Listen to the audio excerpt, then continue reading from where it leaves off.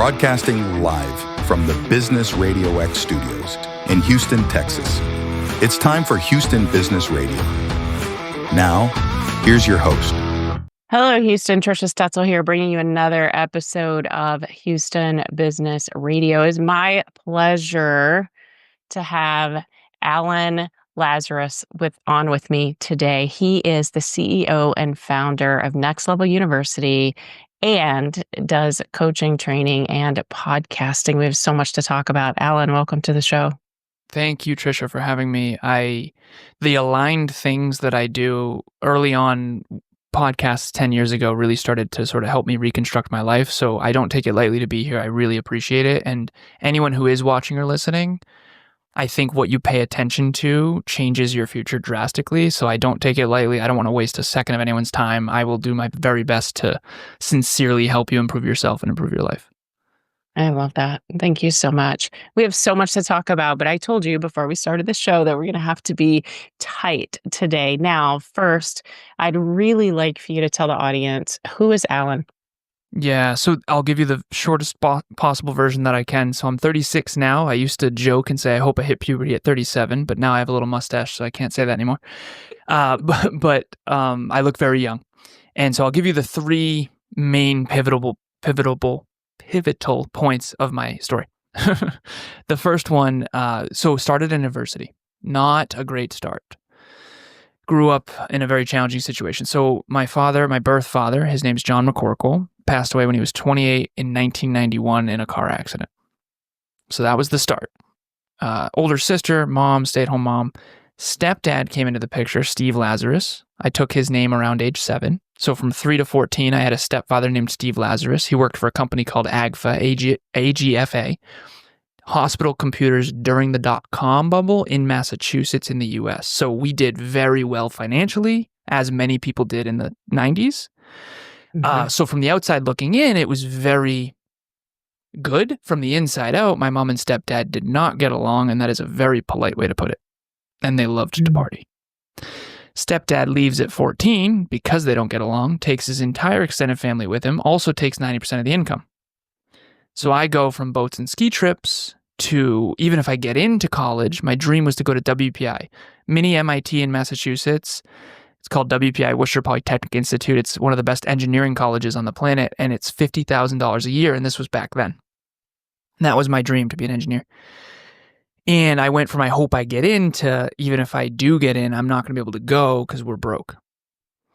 We're not going to starve, but definitely not 50 grand a year type of family. So no dad, no generational wealth, no future trust fund, none of that. So it's like, if it's going to be, it's up to me, man of the house by 14. Other side of this coin too, mom gets in a fight with my Aunt Sandy, her sister. We get ostracized from her side of the family too. And we don't associate much with the McCorkles because we were kind of being the Lazaroses. So in some ways, by the time I'm 14, I kind of lost 3 families. To this day, I've not seen or spoken to a single person from my stepdad's side. To this day, I've only ever seen 2 human beings from my mother's side. So the abandonment challenges, didn't know this at the time, obviously, because I'm a kid and I don't know any different. But now it's very clear that I became this sort of super achiever, prove myself guy. And so straight A's through all of high school, computer engineering at WPI, master's in business, off to the races, 1% earner in my early 20s, just investment account, the whole 9. Then I get in my car accident. 26 years old, my fault, crossed the double yellows, head-on collision. Fortunately, Volkswagen Passat, 2004 Volkswagen Passat, I bought it for $5,000 cash just because I didn't need much, broke high school and college, that kind of thing. And thank you, Volkswagen, totally saved my life. I used to call this car the tank. And I was physically okay, rattled, but this was my quarter life crisis because I'm 26 at the time. My dad died in a car when he was 28. And this is when I just questioned my entire life. So that was 10 years ago. And so after that, I found self-improvement. I found personal growth. I found personal development. I started a little company called Alan Lazaros LLC, what you'll never learn in school but desperately need to know. Good luck getting speeches at high schools and colleges with that tagline. And now I have Next Level University. We have a 17-person team. We're heard in 175 countries. We have, as of today, 1.18 million listens, and we have a global business now.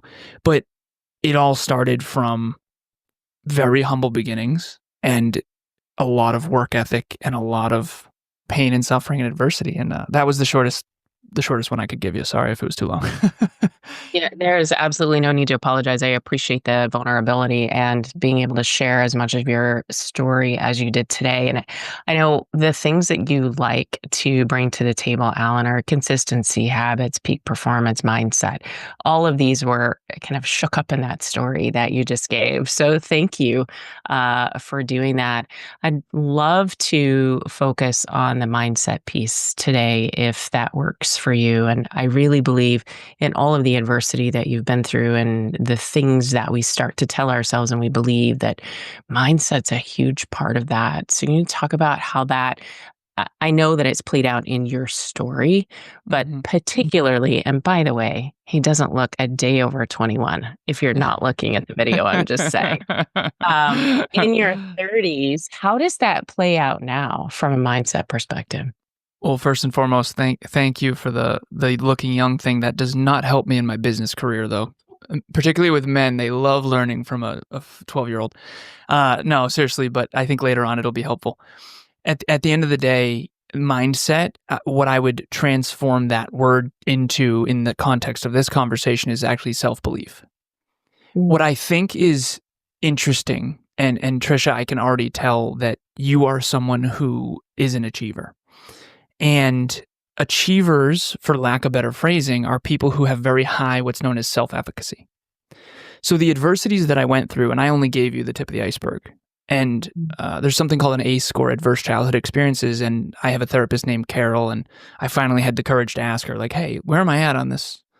And she said, worst I've ever seen. I've never seen the level of trauma. Like, it is, a whole thing. So, and I bawled my eyes out. I accepted it, and I also am grateful for what I've made of it.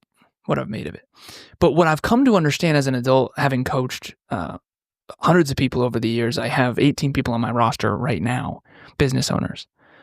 And it's been hundreds over the years. Mindset coach, peak performance coach, life coach, business consultant, fitness coach, and eventually landed on business coaching. What I come to realize is that adversity is only your advantage if you have high self-efficacy. And I didn't know that I had high self-efficacy. And by the way, people who have high self-efficacy don't know that you don't, because everyone pretends they believe in themselves in social settings, especially around other people who believe in themselves a lot. And so what I've come to understand is that the best way I can describe it is that some people think that they have high self-belief, but unconsciously they don't. And then some people think they don't, and unconsciously they do. And then there's some people that are both, meaning they think they do and they do. You're probably one of those. Okay, so other people look at people like Trisha, for example, and they don't understand why she always follows through. They don't understand why she wins at everything she does. The truth is that socially, she feels like she has to dim who she is in order to get along with people at a barbecue, but behind the scenes, she's a monster. She's able to crush it. And most people are the opposite. Behind the scenes, they're struggling, they don't believe in themselves, but socially they puff up and pretend they're awesome. And what I've come to understand through years and years and years and years and years of this is that your level of success is directly correlated to the amount of unconscious self-belief that you have. And again, if you research it, call it self-efficacy. You can ChatGPT this, you can Google this, whatever you want to do. There's a way to build it. Now, there's two types of self-efficacy. There's the external self-efficacy, which is self-belief, my belief in my own ability to achieve something externally. You and I have that very high. What we don't have as much, or maybe didn't until we were older, is self-worth. Self-worth is how much you value yourself, and usually that's based on social being treated well. And so for people who have been very mistreated, particularly by insecure people, you basically feel like, why doesn't anyone like me? I don't understand. I feel like I'm treated so unjustly. When in reality, what it is you are triggering the insecurities of other people who don't believe in themselves and think they do. And so all this is landing for you, okay? And any other achievers, it's landing too. For anyone who's not identifying as an achiever, you're probably not listening to the show. But if you are out there, you got to check in with your level of true self-belief. Now, true self-belief is built with a formula. I'm an engineer, and this will be the last piece. I know we're short, medium here. It's a formula. State, prove, self-assign. So state, I'm going to go to the gym tomorrow. Prove to yourself that you're going to go no matter what happens. And then self-assign it once you go. Then what else can I do? What else can I do? What else can I do? What else can I do? Here's the problem. If you don't have high self-belief unconsciously, you're not going to state in advance what you're going to do. So my business partner, Kevin, he was an all-star baseball player, but he thought he got lucky. He didn't decide to be.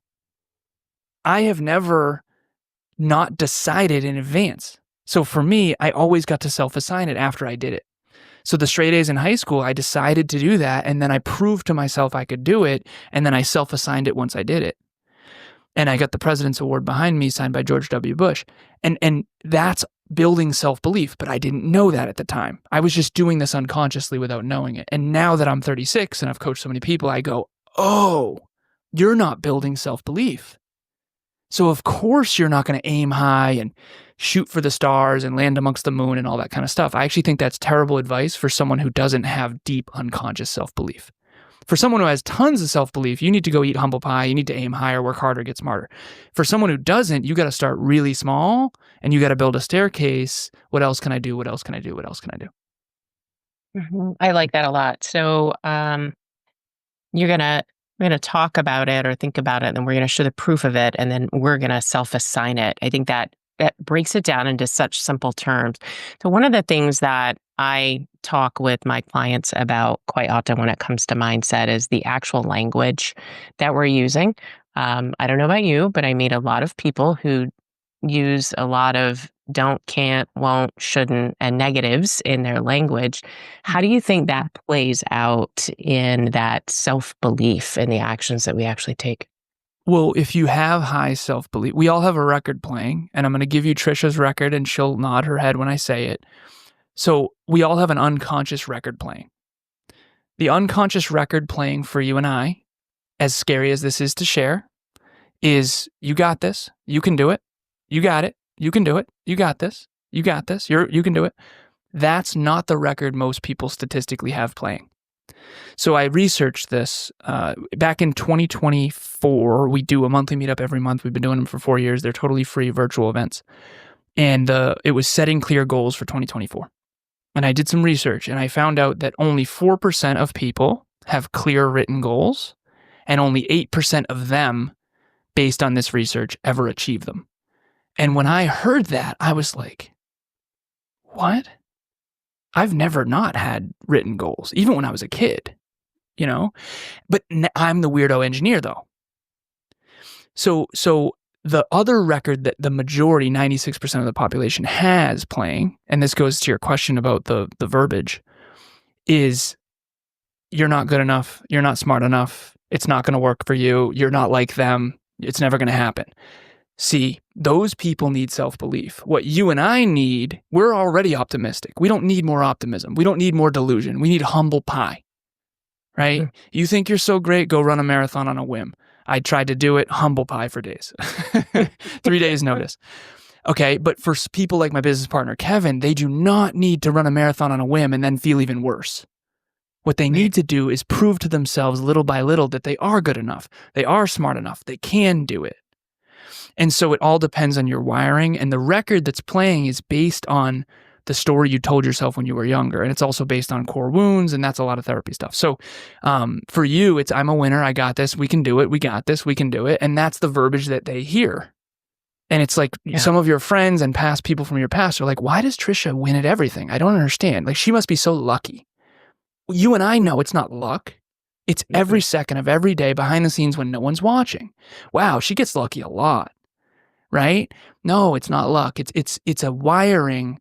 And for someone who does have the not good enough, I empathize. I understand. I know that I don't have that. And by the way, anyone listening knows I don't too. That's why everyone thinks I'm so arrogant. Okay. But in reality, I'm not actually that arrogant. I'm just confident, real confident. And yes, sometimes a little arrogant. But at the end of the day, what I've come to understand is that if you have the record playing that you're not good enough, which is the majority of the population, even though socially no one admits it, you have to work on that. And that comes down to your verbiage that you use. So for you and I, we can say, oh man, I suck. Damn, I suck. Like, oh, I'm really sucking right now. Oh, this podcast, I'm sucking. But for us, that's actually getting us humble. For other people, that's very detrimental, very deconstructive, because you and I are going to show up regardless. And so for achievers, you got to give different advice for people who don't identify as an achiever. Yeah.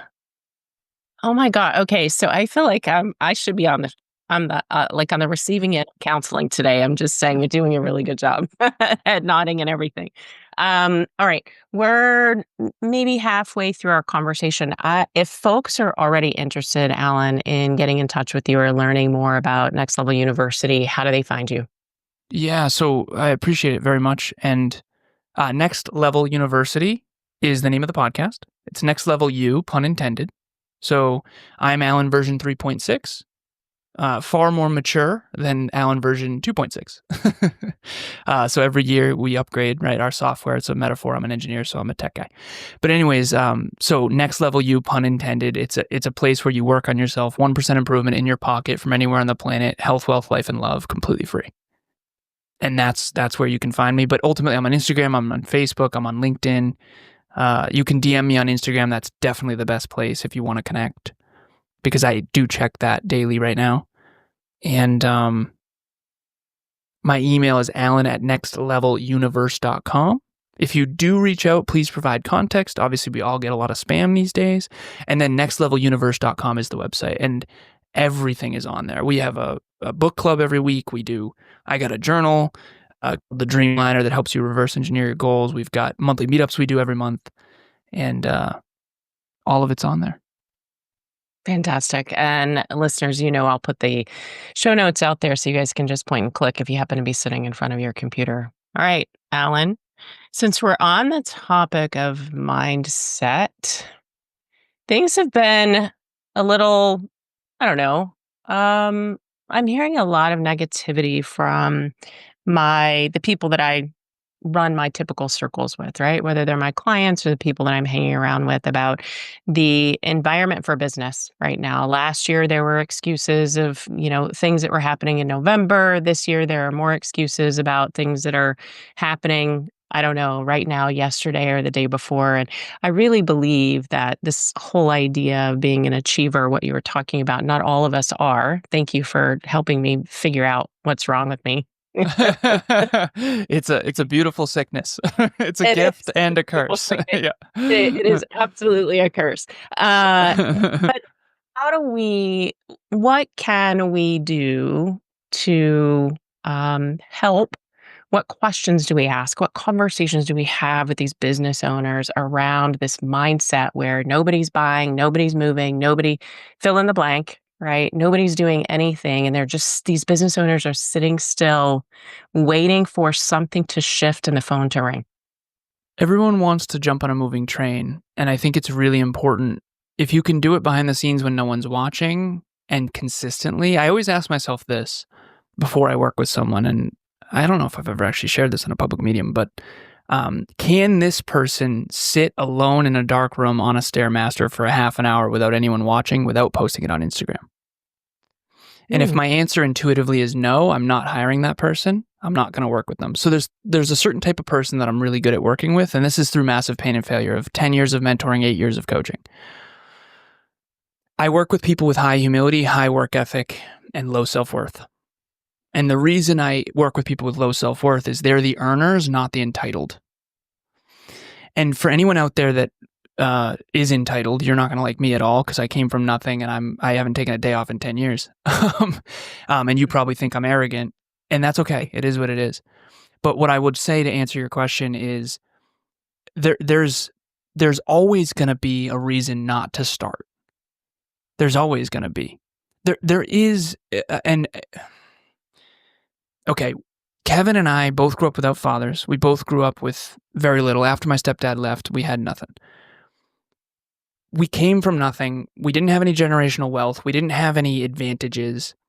We were born, let me rephrase. I was born in a country that helped me with financial aid. Massachusetts in the US, thank you so much, because I wouldn't have been able to go to college if it wasn't for that. So we were born in a large economy. I'm very grateful. Other than that, there wasn't any advantages. It was, you have to make your own way. And I gave you the tip of the iceberg of my story. And I could have made any excuse in the world. I could have made every excuse. And what I've come to understand, back to the self-belief conversation, the mindset, the record playing, if you do have low self-belief, you have to own that first. There needs to be an acceptance. So there's that great quote that says, it is not our darkness, but our light that most frightens us. Okay, so that resonates with you. That doesn't resonate with someone who's afraid of failure. So your fear is success, because the more you climb, the more you get socially ostracized by people you love. Okay, all that's resonating. So that resonates with us, and we're alone in that, statistically speaking. That's like 3% of the population. For the other people, they're not afraid of their greatness. They're afraid of not being great. That's their actual fear. I'm not afraid of not being great. I'm afraid of outshining and then being villainized by everyone who's insecure and doesn't know it and doesn't want to admit it, because they'd rather attack me. And that's why I'm probably red right now. I'm super red. See how red I am on my neck? Is that what you're picking up on? My cheeks are red. Well, that's because we're not allowed to talk about this stuff, right? This is social ostracization. It's hard. Stuff. Yeah, it's very hard. So in a business networking event, Trisha feels great. At a barbecue, not so much, right? You don't fit in at a barbecue. Most people do. Statistically. So back to the conversation of the question that you had asked. If you do struggle with self-belief and you don't actually believe in yourself, and you do have the record playing when no one's watching of, I'm not good enough, I'm not smart enough, it's not going to work for me, I'm not one of those people, then what you have to do is admit that first. Not to me, not to Trisha, but to yourself. Why would you work on something that you don't admit needs work? You wouldn't. So the first step to success, regardless of the economy, regardless of who's president, regardless of your circumstances, is going inside and going, okay, this is going to be a mountain. This is going to be hard.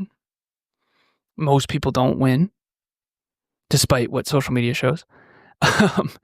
There's a good chance that I fall flat on my face. There's a good chance I'm going to get judged. You will get judged. Aunts, uncles, family, you name it. You will be ridiculed. You will be disliked by certain people. You will fail. You will give a speech that bombs. You will try an event that doesn't sell out. You will XYZ. And it's better than sitting here and waiting and living with regret later. So the only way that I've been able to help people chase their passion and their purpose for a profit and build a business is to get them to realize the downside of not doing it. Because in 2 years, there's going to be another reason not to do it. And in 5 years, there's going to be another reason not to do it. And in business, staying power is the game. I'm 8 years in. It was crickets in the beginning. Trust me. I couldn't get a client to save my goddamn life. And now it's people, literally, I got an email earlier from a new client. It snowballs. And so you got to start the train, because everyone does want to jump on a moving train. Think about a winning team. Everyone wants to be on a winning team. But that same team that's now a championship team was at one point down and out, struggle bus, nobody knew their name and no one cared. And that's where everyone starts. I like your analogy of the trains. I talk to people all the time. If you don't start now, you're going to be 6 months behind. If you don't start now, you're going to be a year behind. You're going to be 12 months behind. You're going to be whatever that looks like, right? For that particular person. And I love the idea of the moving train, because everybody wants to get on a moving train. So just move the train. And that's a great place to start. And engage with somebody like Alan, who can figure you out just like that.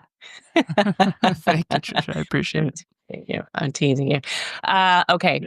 So I know our time has gone by so fast, which just means that you have to come back so we can tackle another topic together. But before we part today, I would love to hear your favorite success story. Yeah. So thank you for priming me for this one, because I do have many that come to mind. You know what? There's two that I'll share very, very quickly. My business partner, Kevin, is probably the greatest success story that I've ever seen. He came from nothing. He's the first person in his entire extended family to ever even chase his dreams. He didn't go to college. He was a forklift operator. He was a gas station attendant. Like, he is just such a beautiful display. I'll share this story that I think articulates it. So I was at his wedding, and he did his first dance with his wife, Taryn, and I knew them, before they got married, and I started bawling my eyes out. And his best friend, Matt, came over and he said, "Hey, here you go, man." Gave me a handkerchief. And I don't know if Matt knew why I was crying, but the reason I was crying was because this dude could have been nothing. And I don't mean that negatively. I don't mean that in any negative way. But seriously, like, he could have been nothing. He came from I'll let him share his story another time, but he came from alarmingly humble beginnings. And he made something of himself. And to me, that's the most inspiring thing in the entire world, because we all know someone who had a lot of potential. We all know someone who had a lot of potential. I can think of several. It makes me very sad that didn't reach their potential at all. Didn't even touch their potential, actually. And Kevin, we just crossed 2,000 episodes. Like, he's a business partner of mine. I mean, he's my best friend and my business partner, and we have created a global company together. And he never thought in a million years. He always asks, he's like, "Did you think we'd get here?" I say, "Brother, don't ask me that on air." Yes. If anything, we're behind. But it's beyond his wildest dream. It's yeah, exactly. You're not allowed to say that, right? So, but for Kev, he's beyond his wildest dreams, and he's unbelievable. So, that's so inspiring. And then I have another client named Bianca, who also same type of story, and just all of her dreams. I remember going through a checklist. I coached her 6 years ago, and there's a checklist of all her dreams coming true. And to me, I'm the ultimate dream chaser guy. Like, I love dreams. I can't imagine a life without achievement and without dreams. Like, when you're a kid, achievement is cool. And then when you're an adult, it gets all weird. It's like, "Oh, good for you, bro." I just think that the future could be bigger, better, and brighter if we all work toward it. And I don't like dreams. I don't like life without dreams. Like, I grew up in the Boulevard of Broken Dreams. I grew up where people didn't like their life. They didn't like their career. They didn't like their job. You guys don't even like each other. Never mind love each other. Like, marriage scared the hell out of me, right? So I'll get off the soapbox here, but ultimately, those are the success stories. They both started from very humble beginnings. They both could have been nothing, and they made something magnificent of themselves, and now they're inspiring so many people all over the world. Both of them are. And that's possible because they didn't believe it was possible. And I think that we all need someone to believe in us or love us, depending on which type you are. I think achievers need love. I think people who don't have self-belief need someone to believe in them. So, Yeah, absolutely. We all have a story to tell, right? All of us do, whether we're achievers or need somebody to believe in us. Absolutely. Oh my goodness. You have to come back because I want to talk to you some more. I would love to. I love this topic of mindset. There's so many other things that we can talk about. And I love what you brought to the table today. I know that my listeners got a ton of value out of the conversation that we had. So thank you so much for being with me today and having this conversation around mindset. Trisha, thank you for having me. Thank you for the work you're doing in the world. And I would love to come back. It was an honor. And for anyone listening, thank you for listening, because like I said, that what you pay attention to is going to change everything. So yeah, thank you. Absolutely. Alan Lazaros, tell us how we can find you one more time. nextleveluniverse.com. The person who has nextleveluniversity.com was charging way too much. And Next Level University is the name of the podcast. And you can find that on all the podcast platforms, YouTube. We just crossed our 2000th episode. So if you want a mentor or a guide or just some motivation, inspiration, or education in your pocket from anywhere on the planet, completely free, Next Level University. Fantastic.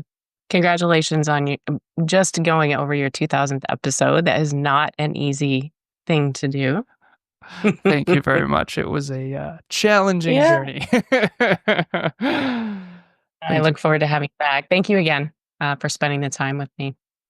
That's all the time we have for today's show. Join us next time for another exciting episode of Houston Business Radio. Until then, stay tuned, stay inspired, and keep thriving in the Houston business community.